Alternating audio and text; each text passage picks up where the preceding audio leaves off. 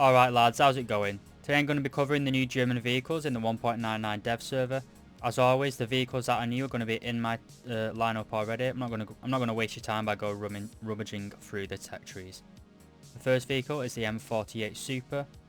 As you can see, it is a rank 6 class rating 9.3 medium tank. Sorry about that. Located directly after the KPZ-70 in the German tech tree. So get researching this line if you haven't already.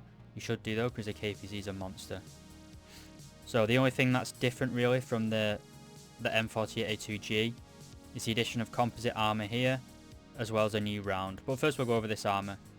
So this is composite armor, which is kind of like the end game, if you can see it, armor layout. It does give you very, very good protection against HTFS rounds. So as you can see here, that's not going to pen. There you got over 900mm pen, that's Challenger 2 levels of protection. The main gun breach, 700mm penetration, not going through. Some Soviet higher tier might go through it. But if we take it over to APFSDS, which is realistically what most enemies are going to be firing at you, you've basically got fuck all armor. 200mm, your main gun breach is 200mm. You might have some issue if you try and shoot this thing on the very, very edges of the turret, but don't shoot it there, it's stupid. You've also got a massive weak spot here, which is only 75mm. So if you're a Soviet 8.3 Object 279, shoot that and you got an insta kill. The hull of the tank again, just like the early M48, it's just basically a lol pen for this tier. But the other difference between the M48 is you do have night vision and thermal, as well as the M33 APFSDS. This is basically the upgraded round of the Leo 2A4, as well as the Radkampfwagen, to make this gun very, very potent. I think this tank will be very, very good for the German lineup. Sorry. That being said, we're going to go into some gameplay. Alright, so we're here in the test drive. See that the M48, it's got kind of the same mobility as all the other M48s. It's fast in a straight line, kind of. It's pretty manoeuvrable. It's just got pretty underwhelming acceleration. The first thing you can see is that we do have a wide variety of ammunition types. We've got the DM23 stock round, DM33 is your upgraded APFSDS, and DM502 is your HESH, and then the DM12 is your HTFS. Next we have 8 smoke grenades which fire all at once, which means you only have one charge of them. It is quite a substantial smoke screen. If we go into the gunner sight, you can see we do have a very, very small field of view, which in my opinion I really don't like this. You do get tunnel vision on certain enemies. Makes it very hard to keep your spatial awareness. Also in the gunner sights we do have thermal, and the nice little addition is we have thermal in the commander sight as well, which will make it nice, especially in sim, which I've been playing a lot of at the minute. But I've got really nothing much to say about this. It's basically just an M48 with a bit of add-on composite armor at the front. The DM33 is a welcome addition. Can just lol pen things. I don't know why this didn't kill him. Oh, I look stupid after saying that. But you basically can just go through the front of pretty much everything, especially at battle rating 9.3, which is pretty much where the Radkampfwagen should also be. But again, I don't want to waste your time. There's nothing to this. It is going to be a nice little addition. With that being said, we're going to go on to our next vehicle. Alright, so next up is the German G91R4. As you can see, it is a rank 6 battle rating 8.7 fighter bomber, pretty much, or light ground attacker. As you can see, it is located after the G91R3, which is funny in my opinion, since the R3 seems to be a lot better. Now this G91R3, it seems to be just pretty much a copy and paste of the Italian Premium. Seems to be just exactly the same. Apart from the cam, obviously, you get the 412 Browning machine, 4 M3 Browning machine guns as always. You also get the ability to carry 2 AA Nords, 2 AS Nords, that's air to surface, air to ground, some Mighty Mouse, and 4 AM9Bs. AM9Bs are a little bit lackluster. My opinion, I don't really see a point in grinding this plane. The G91R3 is superior in every single way whatsoever. Apart from, obviously, the G91R3, it doesn't have any air-to-air missiles, just has air-to-surface Nords. But I'd still stick with this plane over that anyway. That being said, we're going to go into some gameplay with the G91R4. So we're here on the runway. We still have the same 101% power as all the other G91s. Took out the 4 AM9Bs. I think this is probably what most people use it as. I've seen quite a lot of people complaining that the G91R3 didn't have any air-to-air missiles. I personally didn't really think it needed them. It was pretty strong as itself. But with that, as it doesn't have an afterburner, it will be quite sluggish on takeoff. But it gets the job done.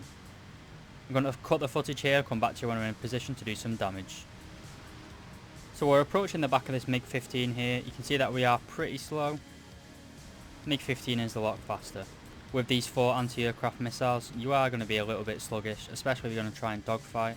It kind of adds a lot of weight to the airframe, which the G91 kind of survives by the fact that it is quite a light airframe, got pretty good energy retention when you aren't carrying any audience. Kind of do get rid of that when you take air-to-air missiles, but the trade-off is you can do stuff like this. Obviously, in a real battle, no one's going to be flying straight, and especially we're not going to make no attempt to manoeuvre. The AM9Bs are not really something you can rely on.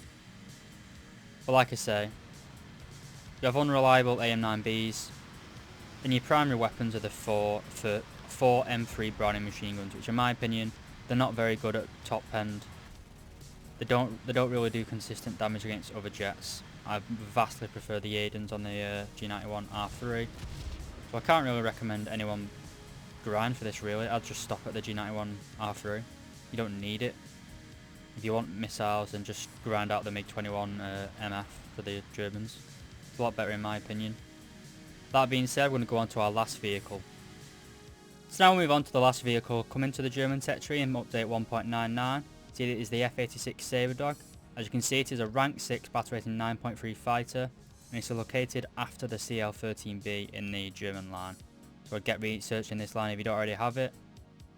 Shouldn't most have had it. The CL-13B, it's been in the game for bloody years, but like the other Sabres in game, it's got the 4 20mm cannons located in the nose right here.